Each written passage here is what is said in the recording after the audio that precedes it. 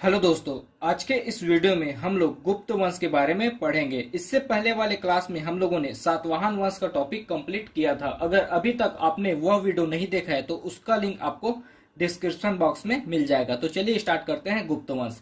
देखिए, गुप्त वंश का जो शासन काल माना जाता है वह 240 एडी से 550 एडी तक माना जाता है। गुप्त वंश की राजधानी थी पाटलिपुत्र। गुप्त वंश के जो शासक हुए हैं उनके द्वारा प्राकृत एवं संस्कृत भाषा का यूज किया गया था। गुप्त वंश में बौद्ध धर्म, जैन धर्म और हिंदू धर्म तीनों धर्म का प्रभाव दिखाई देता है। फिर देखते हैं गुप्त वंश के बारे में हमें किन किन स्रोतों से जानकारी प्राप्त होता है। जैसे कि बौद्ध धर्म की रचनाएं हैं। आर्य मंजू श्री मूलकल्प से हमें गुप्त वंश के बारे में जानकारी मिलता है। चंद्रगर्भ से हमें गुप्त वंश के बारे में जानकारी मिलता है। परिपिच से हमें गुप्त वंश के बारे में जानकारी मिलता है। फिर जैन ग्रंथ की रचनाएं हैं हरिवंश और कुल लय माला से हमें गुप्त वंश के बारे में जानकारी मिलता है। फिर लौकिक साहित्य हैं विशाखादत्त की देवचंद्र गुप्त, चंद्रगुप्त और रायगुप्त, इससे हमें गुप्त वंश के बारे में जानकारी मिलता है। फिर अन्य साहित्य हैं अभिज्ञानम शकुंतलम, रघुवंश राय, मुद्रा राक्षस जो कि विशाखादत्त के द्वारा लिखा गया था, और हर्षचरित कामसूत्र या अन्य साहित्य हैं। इसके बारे में भी हमें इन सब से भी हमें गुप्त वंश के बारे में जानकारी मिलता है। फिर आगे देखते हैं।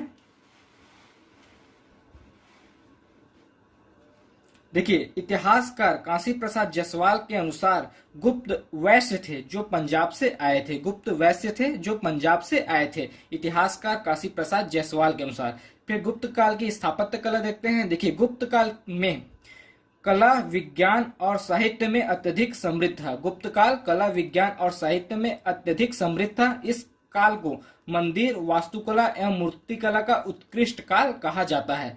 फिर गुप्त काल की स्थापना देखते हैं। तिगवा का विष्णु मंदिर जो कि जबलपुर एमपी में है, यह गुप्त काल में बना है। भूमरा का शिव मंदिर जो कि एमपी नागौद में है, यह भी गुप्त काल में बना है। फिर देवगढ़ का दशावतार मंदिर जो कि यूपी में है, झांसी यूपी में है, यह भी गुप्त काल में बना है। और भीतरगांव का लक्ष्मण मंदिर जो कि कानपुर यूपी में है, ये सभी गुप्त काल के द्वारा गुप्त काल में निर्माण हुए हैं। फिर गुप्त काल के शासक देखते हैं। देखिए, गुप्त वंश के संस्थापक हैं श्रीगुप्त और इसका शासन काल था 240 एडी से 280 एडी तक। फिर उसके बाद आए हैं श्रीगुप्त के बाद खटोत्कच और इनका शासन काल था 280 एडी से 319 एडी तक। फिर उसके बाद आए हैं चंद्रगुप्त प्रथम और इसका शासन काल था 319 एडी से 350 एडी तक।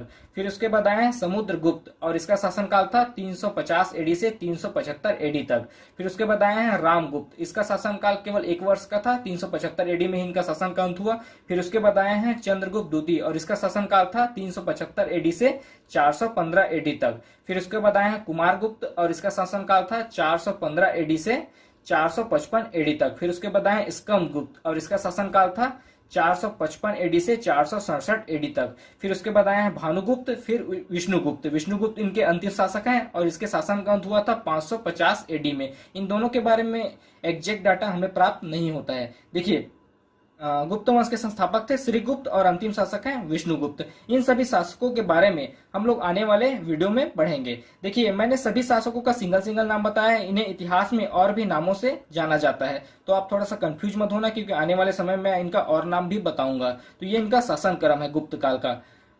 और आपसे एक रिक्वेस्ट है, अगर अभी तक आपने हमारे चैनल हिंदी वॉइस को सब्सक्राइब नहीं किया तो प्लीज चैनल को सब्सक्राइब करें और वीडियो को लाइक शेयर जरूर करें। धन्यवाद।